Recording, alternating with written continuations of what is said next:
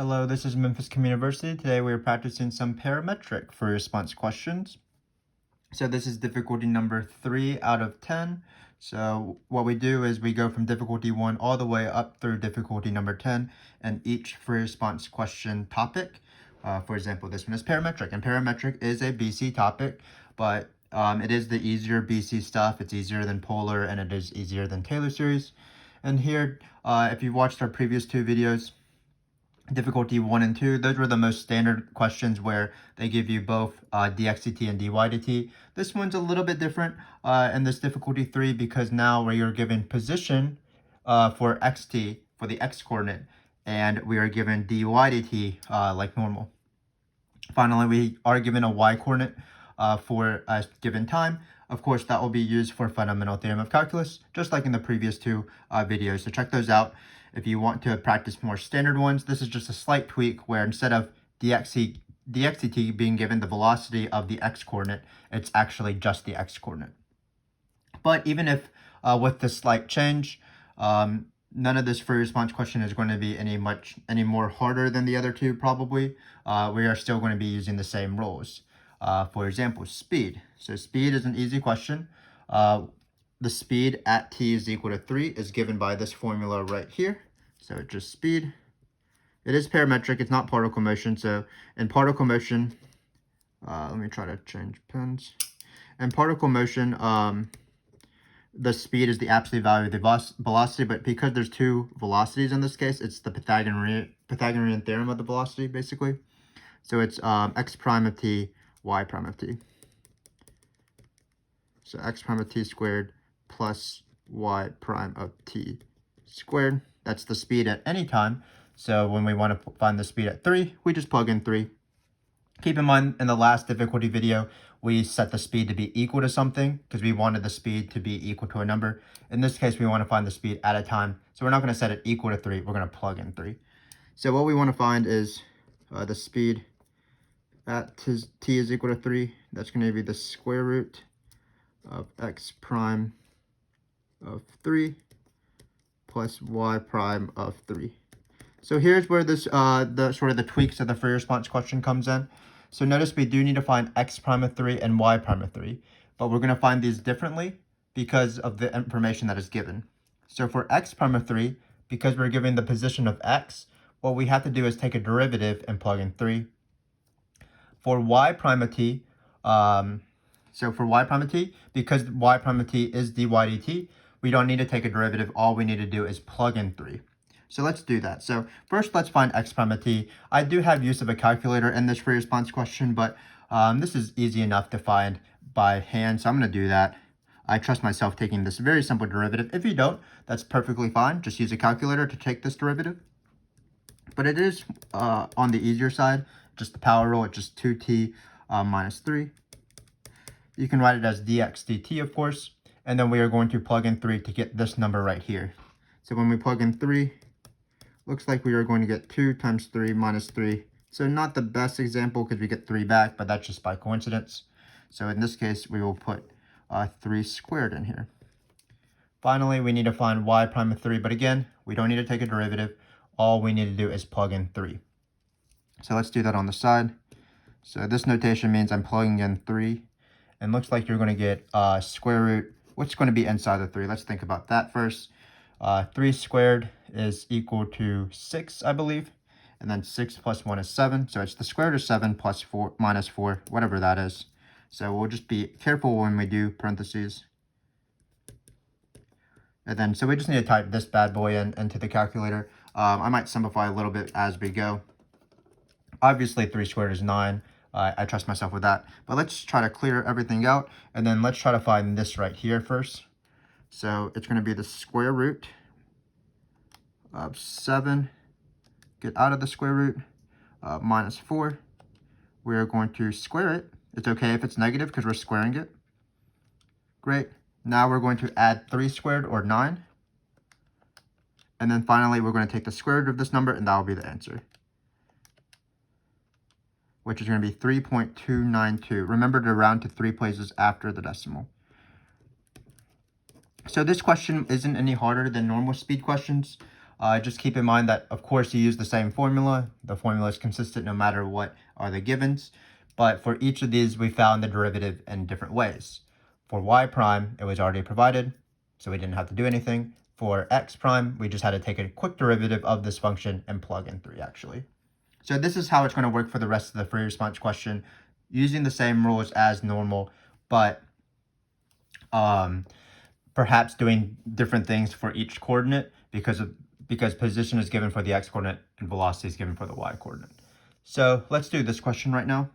Looks like it's a two-parter, which shouldn't intimidate us. Let's just go for it. It says there are two instances of time, or t, where the position of the particle has x coordinate 6. Find the total distance the particle travels between those two times. So if you don't know, the integral of speed in both particle motion questions and parametric questions is total distance. So we do need to find that eventually. But let's first find these two instances of time where the x coordinate is 6. So again, we're not going to plug in 6. Just be careful when you have to plug in something versus set something equal to. We want the x coordinate to be equal to 6. So we're going to set this guy to be equal to 6. So x of t is equal to t squared minus 3t plus 7 equals 6. You could try to factor this. You could try to use quadratic formula, but we have Freddie here, my friend. Why don't we just type it in a calculator? So I'm just going to type it in as basic as possible. Just type in this guy right here using x's, of course, because in this graph setting you want to use x's. That's the x coordinate function. As you can see, we're going to type this function 6. We're going to just hit enter. I don't know what my window is set to. It's probably not going to be right. So let's set it to, well, we have times only greater than 0. So 0 is a good x-min. But let's change the y-min to like 10.2 and just see what happens. Great. So let's zoom in a little bit because all the graph is on the left side here. So again, I don't like to zoom in actually using the zoom button. I like to change the window. So I'm going to change the window a little bit smaller to be 6.2 instead. Looks like we don't need any y-mins as well, so we can make the picture like 0. Let's try to graph it now. So now the picture is a little bit bigger. I think we're ready to go. So I did also graph the y is equal to 6 line. That's how you find the intersection. So all I have to do is find these intersection points. And actually, I just need to help Freddie out here. Freddie's really doing most of the work. I can't take credit for it. So I'm going to go to the left number first because I like to go for that one, left to right. So for first curve, you just scroll close to this number and be on the first curve. Second curve, if you're close to the intersection, and you just hit enter. And then the guess is also just basically hitting enter. So you get 0.381 or 0.38196. Let's try to use some decimals here. So here, the first time again that Freddie gave us, if you can see, is 0.38196. That's good enough. That should be enough decimals. It was 1966. So then the second coordinate, we're going to go to second calc again. We're never using the trace button because this is more accurate and it just does it for you automatically. So why not use it? So here we're going to hit enter. We're going to the second point. Looks like it's going to be 2.6180. Great. And now we are ready to do the second part of the question. Remember that a question has two parts. Just read it carefully and then just do both parts, of course. So we're going to put Freddie aside for now, and we're going to write the formula, and then we will retrieve Freddie when he is needed. So we're going to find the total distance the particle travels between the two times. So it's between these two times. The total distance formula in particle motion is the integral of the absolute value of velocity, because that's the integral of speed. But here in parametric, it's the integral of speed as well, but the speed is this formula right here. So we are going to write the integral from these two numbers, 0.381966, it looks like, 2.6180. So that's going to be our total distance formula. Then we are going to write a square root because we're integrating the speed. So keep in mind that in the speed formula, it's the derivative squareds. For y prime, that's easy because I can just replace y prime with this because it's given. So I'm going to do that real quick. 2, there's a square root, so I need to be careful. This might be a little annoying to type into the calculator, but I feel like we should be able to survive. So all of this is being squared because this is dy dt squared. But just be careful. Again, we have to treat the x-coordinate in a different way because the given is different. So I'm not going to put this into the derivative. I'm going to put the derivative, 2t minus 3. So it's going to be 2t minus 3 squared. Don't forget the squareds, and you should be good to go. So let's do this. Let's type it into this total distance formula. So we're going to go to integral. Looks like it's going to be 0.381966, and then 2.6180. So there's about like a 97% chance I messed this up when I type it in the calculator because I don't know how to type things into the calculator. So hopefully you can give me a little bit of patience. I'm going to type it with x's. So that's dxdt right there. Remember that we had to take the derivative actually. And then for dy dt, I'm going to put that in parentheses here as well. Always very careful with parentheses, especially when you're using the calculator, because always good habit. We're going to subtract 4. We don't need this parentheses actually. Okay, so subtract 4. Close the parentheses for this. This is dy dt in this parentheses right here, and then we're going to square it. I don't think the calculator knows that what I'm doing is correct because the long square root isn't as long as I want it to be. So let's try to delete some stuff. So I'm here. So I'm outside of it. And then let's try to do this again. Minus 4. Yeah, that's better. So you notice the square root is extended to where I want it to be. I want it to be over everything, the house thingy or the radical. And then dx.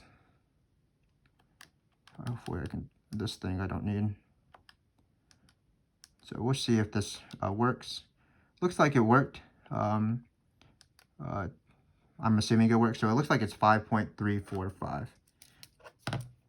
Again, typing in the calculator is definitely not a trivial thing. You want to be slow and patient with it because you don't want to mess it up just by typing in buttons wrong. But this is the answer. So again, a pretty typical total distance formula question. This is the total distance, the integral of the square root of the derivative squared, because only this is speed. We did have to find the times. Sometimes they say find the total distance, and they just tell you the time, so you just put them there. But in this case, we did have to set the x-coordinate to be equal to 6, because that's how we found these times. And then remember, just put the derivative squares in these. So for this one, we had to actually take a derivative, and for this one, we could keep it the same. So that's the first half of the free response question. Again, if you notice, not much harder than difficulty number 1 and 2. We just had to treat x and y differently, but we still had traditional formulas, speed and total distance. So here's a little bit stranger of a question. Still not too bad. It says find the time t in between this interval where when the line tangent to the graph of the particle is horizontal, or the path of the particle, is the particle moving towards the left or the right at this time? And of course we justify.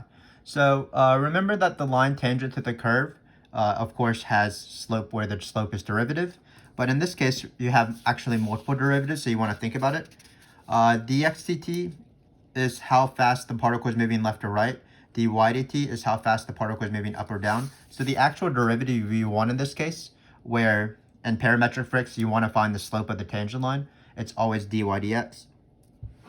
So dy dx is equal to dy dt over dx dt. So to find the slope of the tangent line, you need to find one derivative with respect to time divided by one derivative with respect to time. But in this case, all we want to do is we want to find when the line tangent to the graph of the particle, so this guy right here, is equal to 0, because we want this slope to be 0. If you have a fraction and you want it to be equal to 0, that means the numerator is equal to 0.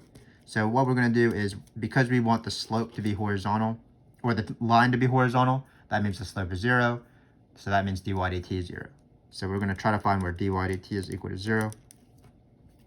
Again, you could easily probably just solve it, but I'm lazy, so I'm going to not think about it at all. So I'm going to go to y equals, clear out x, clear out the 6, and then I'm just going to type this guy in. Shouldn't be too bad, but I might have just jinxed myself.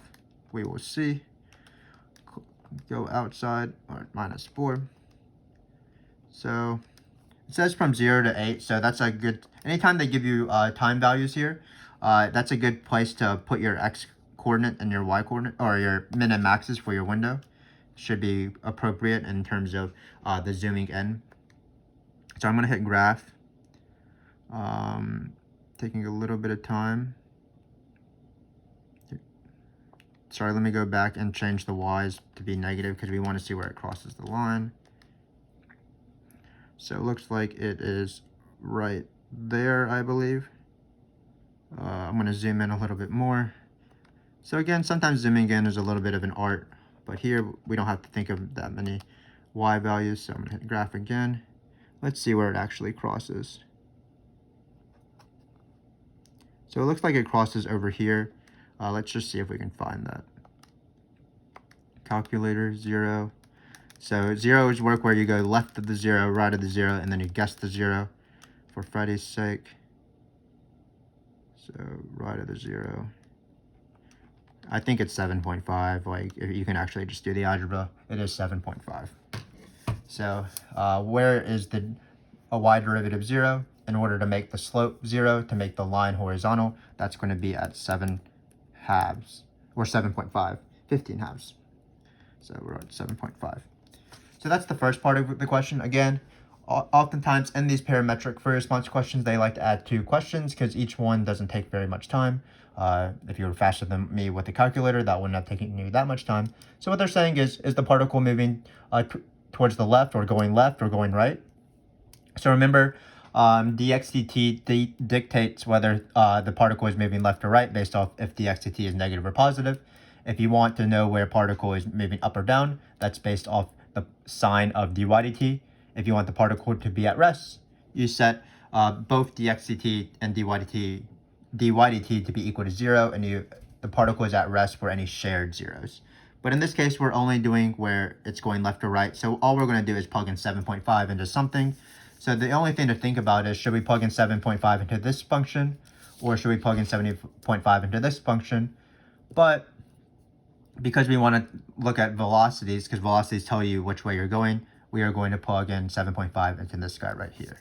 So when we have x prime point of t, 2 times 7.5 minus 3. Here we can use Brady's help, but I think I can do this with my own brain. 2 times 7.5 is 15. 15 minus 3 is 12. That's greater than 0. So that means that the particle is moving towards the right.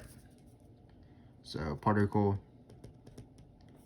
is moving towards the right.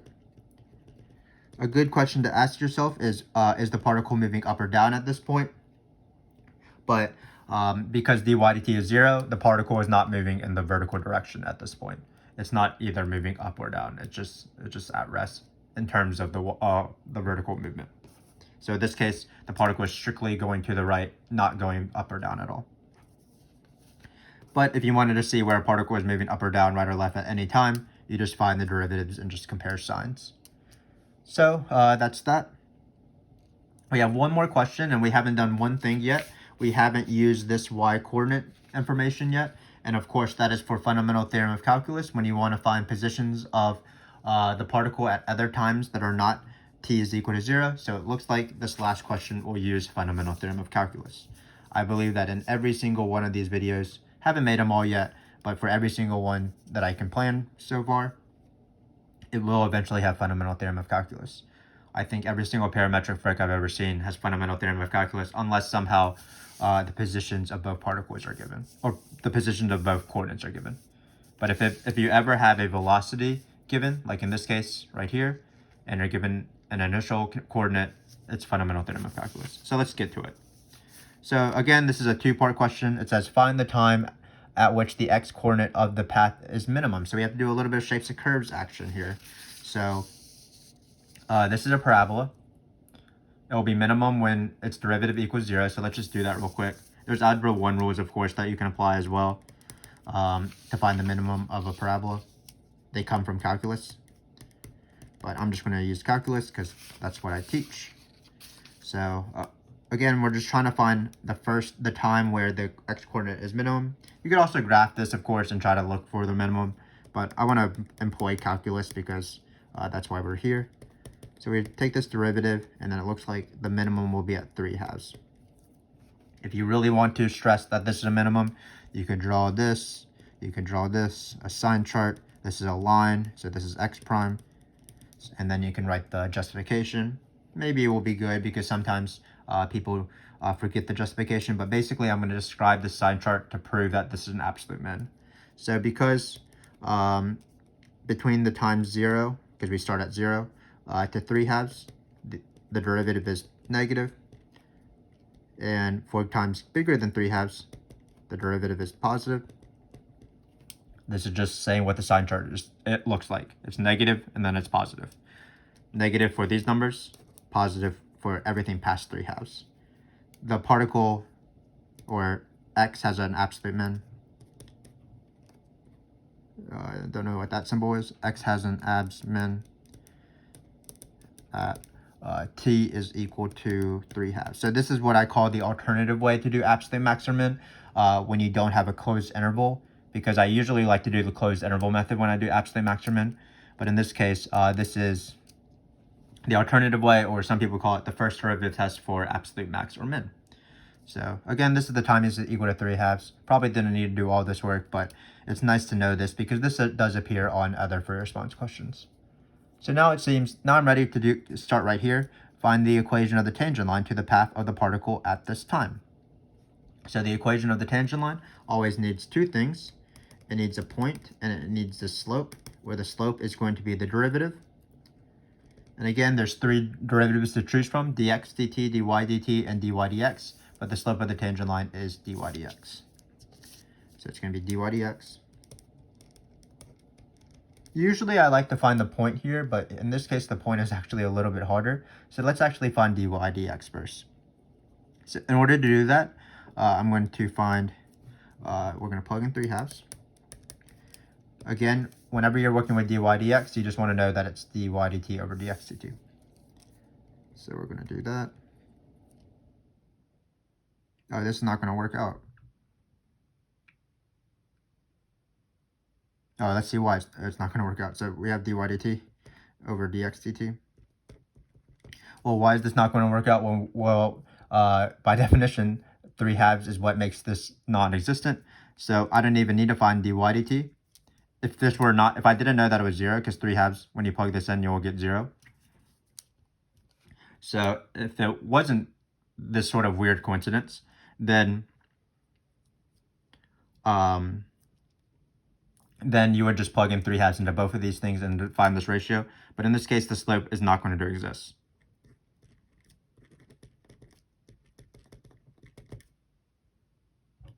So that's going to be, the equation of the tangent line is just going to be x is equal to a coordinate. So to find the x value, we're just going to plug in 3/2 into this function. So let's do that real quick.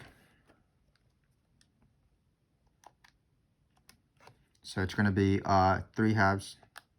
Hopefully this makes sense. Again, I'm doing the equation of the tangent line. I'm doing point and slope, where slope is derivative. Dy dx is equal to the dy dt over dx dt, but it was just weird because dx dt was 0 in this case. I should have thought about that as I was writing the question, but it's still a valid question. So it looks like the x coordinate is going to be 4.75. So it's going to be 4.75. So basically, at the time t equals 3/2, the particle is just going to be at the point 475, and then the tangent line will be vertical at that point. But so you don't actually need to find the y coordinate, because when you do the slope, it's going to be, vertical lines are expressed like this: x is equal to a number. But I did promise to use Fundamental Theorem of Calculus, and it ended up not being necessary here, but I do want to use it because that's probably the more relevant information. So I am going to find the y coordinate, y point, even if it's unnecessary when you do the equation of the tangent line. So let's find the y coordinate. Again, it's Fundamental Theorem of Calculus. So we want to find y of 3/2. What you do is you use this point right here. So you're going to always use the given coordinate, which in this case is the y coordinate, and then the time will be on the bottom of the integral. So if you want, you can write y of 0, but I'm just going to write 3 here because that was the given y coordinate. 0 on the bottom, 3/2 because it's the want time. And then we're going to put this function right here.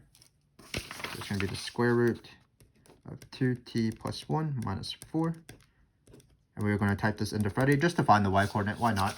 Even if it is actually sort of goes away when you do the equation of the tangent line. So here, we're going to write 3 plus math integral. And then we're going to go from 0 to 3 halves. And then we are going to type this bad boy in. Square root of 2t minus 1, or 2x plus 1, not minus 1, minus 4 dx. Looks like the y-coordinate is going to be negative 2/3. So our point, if the better question would have not been the equation of the tangent line, but it would have been just the point being 4.75 comma negative 2/3. So how did we find the x-coordinate of the point? Well, we found the time that we cared about and just plugged it into the initial given, because the initial given was the position. And then for the most important thing was for the y-coordinate, what we did is we did Fundamental Theorem of Calculus. The given y-coordinate plus the integral of dy dt. And then, of course, when you do this equation, just like normal, it's point-slope form. It's y minus something equals slope times x minus something, but the slope doesn't exist here. So again, the equation of the tangent line actually is right here. It's vertical. So hopefully that didn't confuse you. It sort of confused myself as I was doing this, but let me just go over it real quick. They did want me to find a specific time coordinate in this case, and here it was where the position achieved a minimum of the x-coordinate. So all I did was found the absolute minimum. Here's the justification that it is an absolute minimum. Then I wanted to find the point.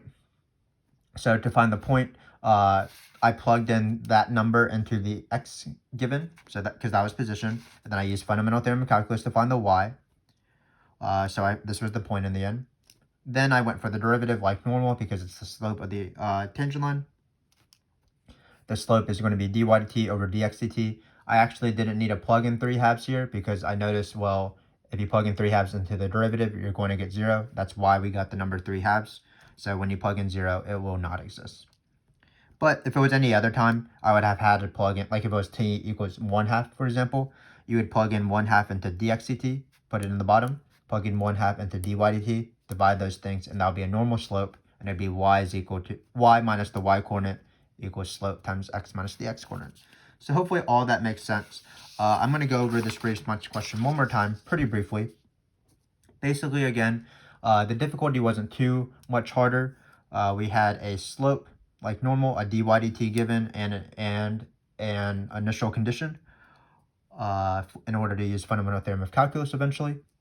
But weirdly enough, we were given not dx dt, but a position of xt, but we accepted it and just moved on.